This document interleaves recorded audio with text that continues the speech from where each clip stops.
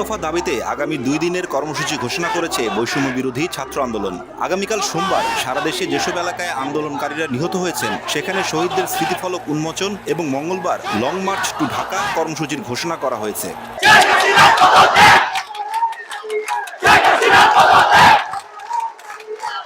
আগামীকাল সকাল 11টায় রাজধানীর শাহবাগে শ্রমিক সমাবেশ এবং বিকেল 5টায় শহীদ মিনারে নারী সমাবেশের ডাক দেওয়া হয়েছে।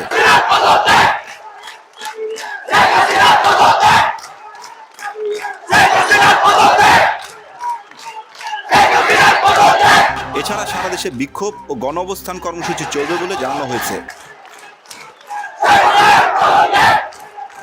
আগামীকাল মঙ্গলবার লং মার্চ টু ঢাকা কর্মসূচিতে সারা দেশের ছাত্র নাগরিক শ্রমিকদের ঢাকায় আসার আহ্বান জানিয়েছে বৈষম্য বিরোধী ছাত্র আন্দোলন। ছাড়তে হবে ক্ষমতা, ঢাকায় আসো জনতা স্লোগানে সারা দেশের ছাত্র জনতাকে দুপুর 2টায় শাহবাগে জমায়েত হওয়ার ডাক দেওয়া হয়েছে। সব এলাকায়, পাড়ায়, গ্রামে, উপজেলায়, জেলায় ছাত্রদের নেতৃত্বে সংগ্রাম কমিটি গঠনের আহ্বান জানিয়েছে বৈষম্য বিরোধী ছাত্র আন্দোলন।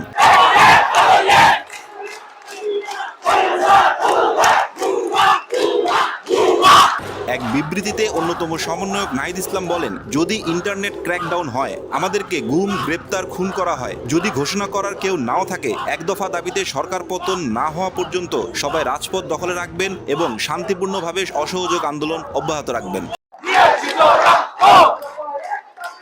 শেখ হাসিনার